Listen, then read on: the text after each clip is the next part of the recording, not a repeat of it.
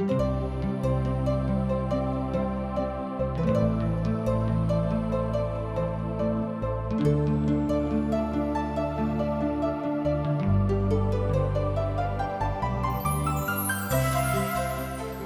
दिन मनुष्य जाति के जीवन के पाप के कारणे तरह तरह के विपत्ति, उलझन, अशांति में पड़ कऽ सच्चा जीवन के ज्योति से भटक गेलहुँ अछि। हुनका नहीं मालूम छनि कि जीवन के नीक ज्योति की अछि। यह लेल TWR इंडिया असक इजोत कार्यक्रम के लऽ कऽ अहाँ के बीच में प्रस्तुत कऽ रहल छथिन कि सब जनजीवन के उद्देश्य के समझ कऽ जीवनक ज्योति में आगाँ भऽ सकी आ परमेश्वरक संग हुनका मिलाप भ जाय। यह बाइबलक सिलसिलेवार अध्ययन पर आधारित अछि। कृपया कऽ अहाँ देखू, सुनू, परमेश्वर अहाँ के जनजीवन के ज्योति आ इजोत ठहरेक।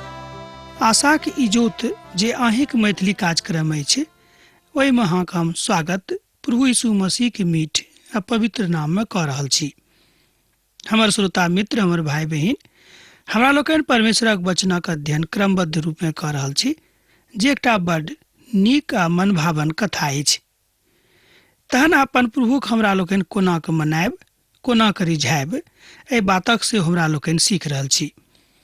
किएक तऽ परमेश्वर प्रेम सँ खुश रहैत छथि, हृदयक सच्चाई सँ खुश रहैत छथि। कोनो मनुख ई नहि सोचे कि हम हुनका कोनो एहन काज कऽ कऽ खुश कऽ देबनि जेना हमरा लोकनि मनुख कऽ दैत छियनि।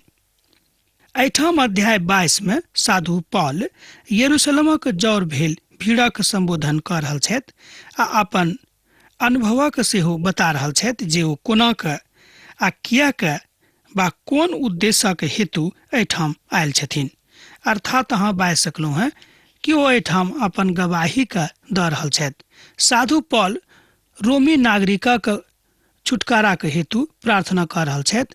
ओ अपन अनुभूति के जे हुनका प्रभु यीशु में भेल रहनि, अर्थात प्रभु यीशु मसीह संगे भेल रहनि, तकरा ओ बता रहल छथिन।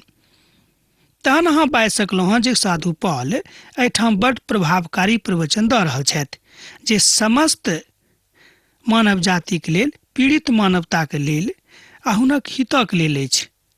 मुदा हमरो सभक लेल ई बात बड्ड रुचिकर अछि आ बड्ड हृदय विदारक सेहो अछि। किएक तऽ एहिठाम ओ बता रहल छथि कि हम कोना कऽ प्रभु काज कयलहुँ हैं आ प्रभु कोना कऽ हमारा सहायता कयलथि। हे हमर भाई सब आ हमर पिता तुल्य लोक सब, हमर प्रति उत्तरक सुनू जे अब हम अहाँक सन्मुख में बाजि रहल छी। एहि बातक साधु पॉल आरम्भ करैत कहैत छथिन। ओहिठामक समस्त लोक साधु पॉलक प्रजातिक छलाह, मुदा ओ सब स्वयं हुनका मरबाक इच्छा राखैत रहनि। लोग हुनका पागल बुझनाइ आरम्भ कऽ देने छलखिन। मुदा एहिके बादो ओ समस्त लोकक बड्ड आदरक साथ संबोधन कऽ रहल छथि। हमर भाई बहिन, जे केओ परमेश्वरक भक्त होइत छथि, जे केओ प्रभु से प्रेम राखैत छथि, हुनका लोग पागल बुझिते छनि। ई कोनो नव कथा नहि थिक। एही तरह साधुओ पॉल के लोग पागल बुझि गेलैक, मुदा हुनक अपने लोग हुनका पागल बुझि गेलनि। आ ओहि सुनि कऽ जे हमरा सभक संगे इब्रानी भाषा में कथा कऽ रहल छथि और चुप भऽ गेलाह, तहन हुनका सँ कहलनि। एहि बातक अहाँ 2 पद में देख सकैत छी जँ अहाँक लग पवित्र पोथी बाइबिल अछि। आ ओहि सुनि कऽ जे हमरा सभक संगे इब्रानी भाषा में कथा कऽ रहल छथि आर चुप भऽ गेलाह, तहन हुनका सँ कहलनि। पौलुस जेनाहिए इब्रानी भाषा में बजनाइ आरम्भ कयलथि, ओ सब चुप भऽ कऽ स्तब्ध भऽ गेलाह। पौलुस अपन निजी इतिहासक विषय में बता रहल छथि, मुदा एना कहियो कि अपन जिंदगी के विषय में गवाही दऽ रहल छथि। हम तऽ यहूदी मनुख थिकहुँ हैं, जिनक जन्म किलकिलियाक तरसूस में भेल छल, मुदा एहि नगर में गमेलियक पाँवक लग बैस कऽ पढ़ावल गेलहुँ हैं और बाप दादा के ठीक रीति पर सिखावल गेलहुँ हैं और परमेश्वरक लेल एहन धुन लगेलहुँ हैं जेना अहाँ सब आजुक दिन लगेलहुँ हैं। एहिठाम साधु पॉल बता रहल छथि कि हम कोनो अदलाह खानदानक लोग नहीं छी, अर्थात हमर जन्म कोनो एहन घर में नहीं भेल अछि जतक लोग परमेश्वर के नहीं जानैत छथि। हमर जन्म ओहि तरहक घर में भेल अछि जाहि घरक सब लोग परमेश्वरक जानैत छनि आ एतबे नहि ओ कहैत छथि कि हम गमीलियलक पाँवक लग में बैस कऽ शिक्षा प्राप्त कयलहुँ हैं जे ओहि कालक महान महान विद्वान में से एक छलाह। एहि बातक पवित्र पोथी के टीकाकार साहब कहै छथिन। ओहि काल में हुनक गिनती महान विद्वान में होइत रहनि, हुनके चरण लग बैस कऽ ओ शिक्षा प्राप्त केने छलाह। एहि बातक सेहो एहिठाम गवाही साधु पौल स्वयं अपन मुख सँ दऽ रहल छथि। पौलुस यहूदी अगुआ के हाथे सतावल गेलाह। ओहि कालक ओ सब धार्मिक नेता छलाह। पौलुस ओहि में से एक छलाह। मुदा जहन प्रभु के काज में ओ बढ़ि गेलाह तहन अब ओ स्वयं सतावल जा रहल छथि। किएक तो पहिने सतावे वाला छलाह, आब स्वयं सतावल जा रहल छथि। ओ स्वयं फरीसी छलाह, तैं हुनका अपन लोकक लेल बड़ सहानुभूति रहनि आ ओ चाहैत रहथि कि जे हुनक लोक ई काज कऽ रहल छथि अर्थात प्रभुक उद्धारक विरुद्ध में कथा करैत छथि तकरा ओ सब नहि करैक। अर्थात पौलुसक बड्ड महान इच्छा रहनि कि हुनक लोक उद्धार पावेक आ प्रभु यीशु मसीह के अपन जिंदगी में स्वीकार करेके। ओ बड्ड पैघ खानदानक धियापुता छलाह। तरसुस ओहि कालक महान विद्यानुरागी नगर छल, अर्थात तकरा लोग विद्याक घर कहैत छलखिन। अर्थात तरसुस नगर एहि बातक लेल बड्ड महान छल। ग्रीक भाषा के सिखेबाक लेल तरसुस बड्ड महान केंद्र छल। एहि बातक हमरा लोकनि सामान्य इतिहास में सेहो देखैत छी। जँ अहाँ इतिहासक विद्यार्थी थिकहुँ हैं तऽ एहि बातक विषय में भऽ सकैत कि अहाँ पढ़ने होएब वा सुनने होएब। आ पौलुस शिक्षा ग्रहण करबाक हेतु तरसुस विश्वविद्यालय में आयल छलाह आ यरूशलेम में ओ गमलीएलक लग में रहि कऽ एहि बातक सिखलखिन वा एना कहियो हुनका शरण में रहि कऽ एहि बातक शिक्षा प्राप्त करलखिन। अर्थात साधु पौल बड्ड विद्वान मनुष्य छलाह आ ओ सब अखन एहि बातक साधु पौलक माध्यम सँ सीख रहल छथि। तऽ एहिसँ पहिने हमरा लोगन चारिम पदक देखी एकटा बात और हम अहाँके कहैके चाहैत रखै छी। हमर मनक इच्छा अछि कि बातक अहाँ सुनू। एहिठाम हमर इच्छा यह अछि कि जेना साधु पौल एतेक पैघ विद्वान भेलाक बादो एतेक बात रखलाक बादो ओ प्रभु यीशु मसीह के लेल अपन जिंदगी के कूड़ा बुझि गेलखिन आ स्वयं कहैत छथि कि हम सब बातक कूड़ा बुझैत छी जहन प्रभु एहिठाम नहि छथि। अर्थात हमर भाई बहिन प्रभु यीशु मसीह हुनका जिंदगी के लेल सब किछु भऽ गेल रहनि। पौलुस अपन काजक इतिहासक एहि तरह बखान करैत छथि। आर हम पुरुष आ स्त्री दुनू के बान्हि बान्हि कऽ आर बंदीगृह में डालि डालि कऽ एहि पंथक एतऽ धरि सतेलहुँ वा सतेलहुँ हैं जे हिनका मरबा तक दैत रहिन। एहि बातक साधु पौल चारिम पद में कहैत छै, तहनाओ हमरा संगे अहूँ चारिम पदक देखियौ। और हम पुरुष का आ स्त्री का दुनू का बान्हि बान्हि कऽ आर बंदीगृह में डालि कऽ एहि पंथक एतऽ धरि सतेलहुँ हैं जे हिनका मरबा तक सेहो दैत रहिन। एहिठाम साधु पौल अपन कथाक विषय में बताबैत छथि, अर्थात अपन परा जिंदगी के विषय में बताबैत छथि कि ओ पहिलुका जिंदगी हुनक कोन तरहक रहनि। एहिठाम पौल अपन इतिहासक बता रहल छथिन जे ओ कोन तरहक काज केने छलाह जहिया हुनक हृदय परिवर्तन नहि भेल रहनि। मुदा अपन हृदय परिवर्तन भेलाक बाद साधु पौल ई काज करनाइ बंद कऽ देलनि। हमर भाई बहन हमरो सब ई काज कऽ सकैत छी जँ हमरा सभक हृदय परिवर्तित भऽ गेल अछि। हमरा सभक हृदय परिवर्तन भेलाक बाद हमरा सब जहन प्रभु यीशु मसीह के चिन्ह जाइत छियनि ती काज हमरो सब कऽ सकैत छी। किएक तऽ प्रभु सब मनुष्य जाति सँ प्रेम राखैत छथि। जेना ओ साधु पौल सँ प्रेम रखैत रहथि ओही तरह अहूँ सँ प्रेम राखैत छथि। किएक तऽ पवित्र पोथी बाइबिल में बतायल गेल अछि कि समस्त मनुष्य जाति परमेश्वरक नजरि में बनल रहैत छथि। एहिठाम हमरा लोकनि परिवर्तनक गवाही के दऽ रहल छी जे साधु पौलक दिस सँ अछि। पौलुस एहिठाम बाजि रहल छथि जे हमर जिंदगी में परिवर्तन आबि गेल, अर्थात जहियासँ हम प्रभु यीशु मसीह के अपन जिंदगी में अपन उद्धारकर्ता के रूप में ग्रहण कयलहुँ हैं हमर जिंदगी में कयांतरण आबि गेल अछि। अर्थात हमर जिंदगी के कयांतरण भऽ गेल अछि। बहुत पहिनहिए एहि बातक हम बता चुकल छी, अर्थात साधु पौल अपन स्वभाव में, अपन गुणशीलता में आ जतेक बात हुनका लग रहनि ओहि सबटा बात में परिवर्तित भ गेल छथि। हम हुनका से पूछलियनि, अहाँ के थिकौ हैं? वो कहलनि, हम यीशु नासरी थिकौ हैं जिनका अहाँ सता रहलौ हैं। आब एहिठाम हम वही पदक देखै छी जाहि पदक विषय में हमरा लोकनि लुका रचित सुसमाचार में देखने छलहुँ हैं, अर्थात एहिठाम प्रेरितक पोथी तकर 22 अध्याय तकर 8 पद में हमरा लोकनि देखै छी। एहिठाम ओहि घटनाक विषय में साधु पौल वर्णन करैत छथि, बखान करैत छथि कि हमर मन, हमर हृदय कोना परिवर्तित भेल, अर्थात प्रभु यीशु मसीह के बेटा हम कोना बनि गेलहुँ हैं, तकरा विषय में एहिठाम ओ बता रहल छथि। लेखक एहिठाम बाजि रहल छथि जे अहाँके प्रभुक स्वर सुनबाक अछि आ प्रभुक स्वर सुनलाक बाद तकरा चिन्हबाक अछि आ तकरे अनुसार अपन जिंदगीके अनुसरण करबाक अछि। जँ ई तीनोटा गुण अहाँ में आबि गेल अछि तऽ हम इएह कहब कि प्रभु यीशु मसीह अहाँसँ प्रेम राखैत छथि आ अहूँ प्रभु यीशु मसीहसँ प्रेम राखैत छी।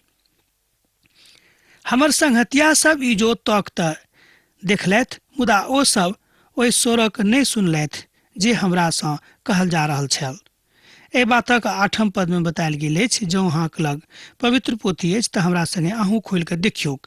एहिठाम एहि तरह बतायल गेल अछि, हमर संगहतिया सब इजोतक तऽ देखलथि, मुदा ओ सब ओहि स्वरक नहि सुनि सकलाह जे हमरासँ कहल जा रहल छलीक। मुदा एहिठाम साधु पौल प्रभु यीशु मसीह कथाके बड़ नीकसँ मानैत छथि, जाहिमे ओ अहाँके कथाके निवारण चाहैत छथिन। किएक तऽ हमरा सब देखैत छी अपन अपन समाज में तरह तरह का शांति, कतौ जँ अहाँ आँखि उठा कऽ देखबै तऽ लोगक लग शांति नहि छनि। आ प्रभु यीशु मसीह कहैत छथि कि जे केओ अब हमरा लगमे छथि ओ शांतिके राजकुमार कहता, किएक तऽ हम शांतिके राजकुमार बनि कऽ एहि संसारमे आयल छलहुँ हैं। मुदा जे केओ हमरा मानत ओ शांतिके राजकुमारक रूप में प्रसिद्ध भऽ जेताह। यह बात आजुक दिन हमरो सभक सिखबाक अछि। यीशु हुनका जिंदगी में आबि गेलनि और परमेश्वरक महिमा हुनका जिंदगी में प्रकट भऽ गेलनि। ई बात हम साधु पौलक विषय में बता रहल छी। साधु पौल एहिठाम एक पूर्ण परिवर्तित व्यक्ति के रूप में, मनुखक रूप में उपस्थित होइत छथिन।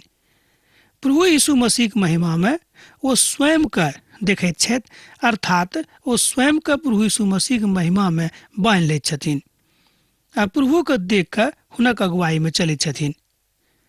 तहन एहिठाम हमरा लोकनि देखैत छी कि साधु पौल जे ओतेक गंभीर मनुष्य छलाह, बा एना सोच गप में जँ हम बाजी तऽ कहब कि जे ओतेक खराब मनुष्य छलाह, प्रभु यीशु मसीह हुनक मनक परिवर्तन कऽ देलनि, अर्थात प्रभु यीशु मसीह हुनक मनक बदलि कऽ एक नीक मनुखक रूप में हुनका बदलि देलखिन।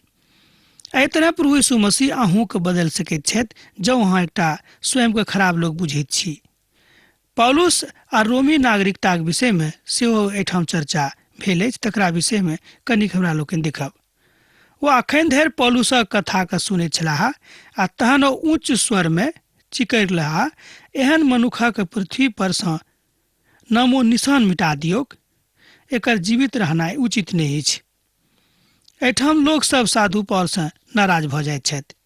एतेक गवाही देलाक बादो ओहिठामक लोग, अर्थात हुनक अपन लोग हुनका सँ नाराज छनि, किएक तऽ हुनका सभक मन, बा एना कि हुनका सभक जे ज्ञानक मन छनि तकरा शैतान बंद कऽ देने छथि। हमर भाई बहिन, प्रार्थना करू कि परमेश्वर अहाँक मन जे ज्ञानक मन अछि तकरा खोलि देक, किएक तऽ शैतान जँ तकरा बंद कऽ देत तऽ अहाँ नीको बातक सुनबै तऽ अहाँके नीक नहि लागत। ई तरहक बात मनुष्य जातिक जिंदगी में होइत हमरा लोकनि देखैत छी। साधु पौल एहिठाम लोकक बीच में छथि और प्रभु यीशु मसीह के विषय में बता रहल छथि, अर्थात साधु पौलक मालूम भऽ गेलनि कि आब ई सब तऽ हमरा छोड़त नहि। हुनका मन में एहि तरहक विचार वा भावना आबि गेलनि, मुदा एहिके बादो सोचलखिन कि जे हेतै से हेतै, देखल जेतै, मुदा प्रभु यीशु मसीह के विषय में जरूर हम अपन लोकके, अपन भाई बंधुके बता देबनि। तकरा बाद एहिठाम हमरा लोकनि रोमी नागरिकताक विषय में सेहो देखैत छियनि, मुदा ओ सब हुनक बातक सुनबाक इच्छा नहि राखैत छलखिन। एहि तरहक विचार कहियो कहियो हमरो सभक होइत अछि कि परमेश्वरक वचन सुनयमे ओतेक मोन नहि लागैत अछि, मुदा जँ संसारिक बातक दिस हमरा लोकनि देखैत छी तऽ हमरा सभके खूब सुनयमे नीक लागैत अछि।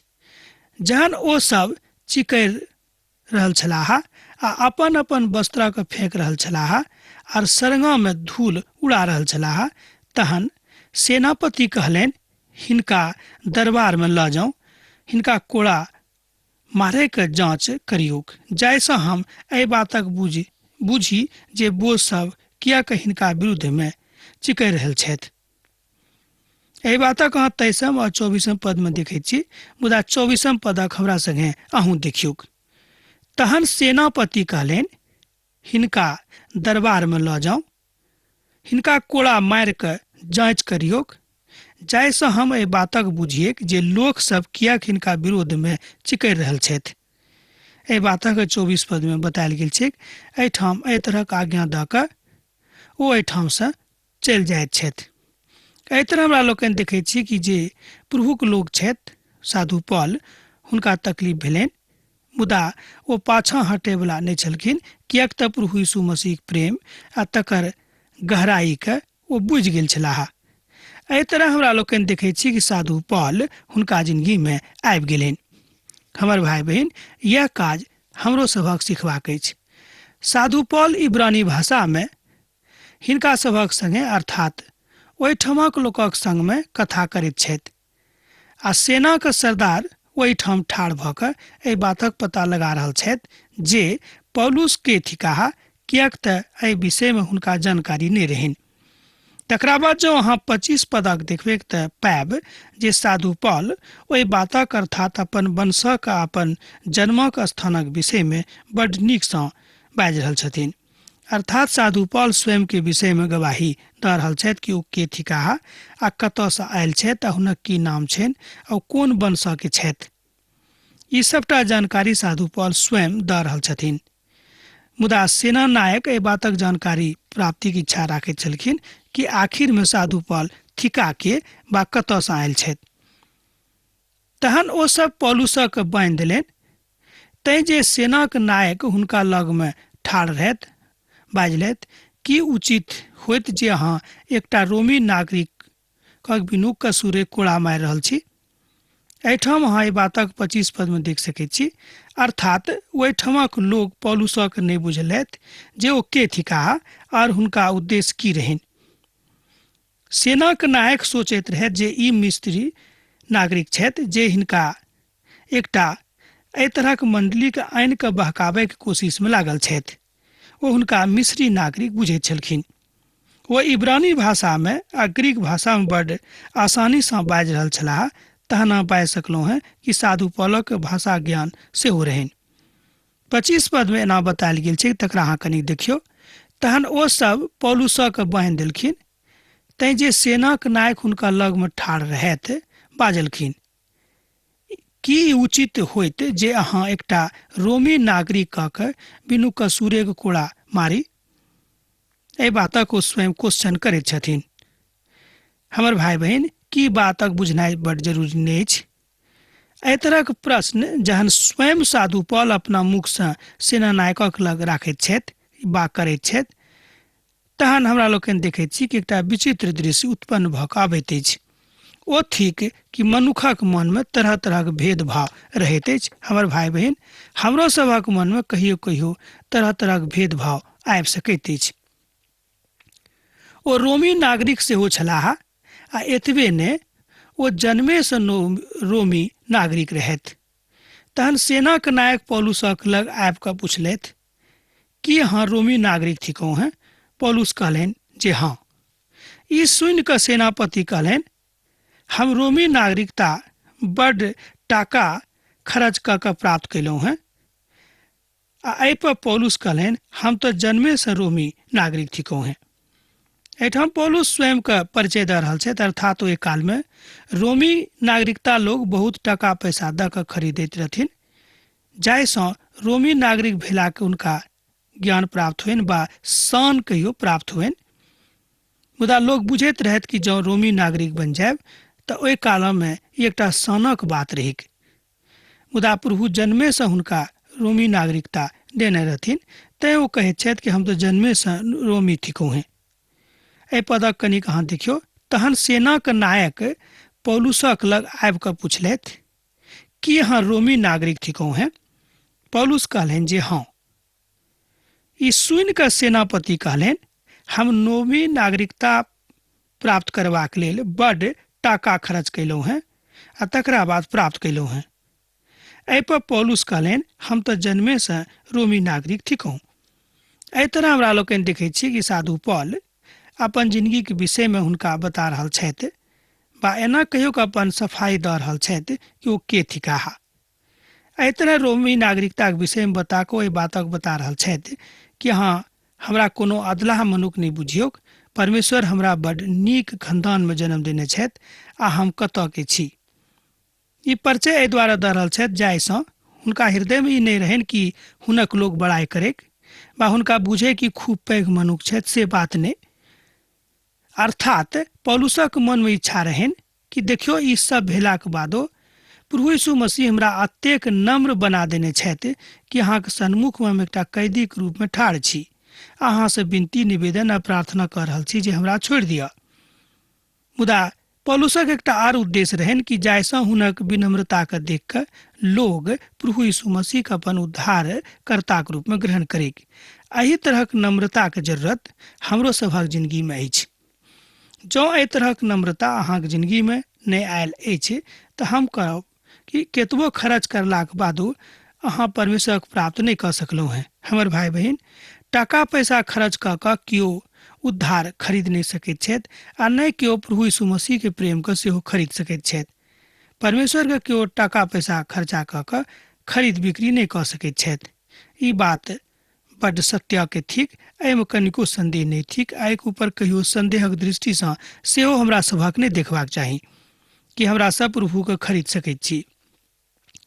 तथापि परमेश्वरक प्रेम एहिठाम स्पष्ट भऽ जाइत छनि आ प्रभुक महिमामे ओहि सभटा बातक अभिव्यक्तिकरण सेहो होइत अछि। तहन जे सब पौलुसक जाँच करबाक हेतु आयल छलाह ओ तुरंत हुनका लगसँ हटि गेलाह। सेनापति सेहो एहि बातक सोचि कऽ डेरा गेलाह जे पौलुस रोमी नागरिक थिकाह आ ओ हुनका जंजीरसँ बान्हने छथि। एहि बातक अहाँ 29 पदमे देख सकैत छी। परमेश्वरक महिमा अहाँक लग हुइक। 35 में हमरा सब साधु पौलुके धर्म महासभाक सन्मुखमे ठाढ़ देखैत छी आ रोमी नागरिक भेलाक कारणे साधु पौलुक पुनः रोम जयबाक आज्ञा भेटलनि। एहि बातक सेहो हमरा लोकनि देखब दोसर दिनक अध्ययनमे। मुदा आजुक अध्ययन हमरा एहिठाम समाप्त करबाक आज्ञा दिअ। हाँ, पाती लिखनाइ नहि बिसरायब। प्रभु यीशु मसीहके ने सैत घड़ी अहाँक जिंदगीमे बनल रहेक। आमीन। हमरा विश्वास अछि कि ई कार्यक्रम अहाँके लेल लाभदायक सिद्ध भेल अछि। हम चाहै छी कि अहाँ अपन आशीषके हमरा संग साझा करू। जँ अहाँके नजीक बाइबलसँ जीवनसँ संबंधित कोनो प्रकारके प्रश्न भऽ सकैत अछि तऽ अपन समस्याके लेल प्रार्थना करबाके लेल जँ चाहै छी तऽ हमरा फोन पर जरूर संपर्क कऽ सकैत छी। परमेश्वर अहाँ सबके एकटा सुखद आनंदित दिन प्रदान करैक।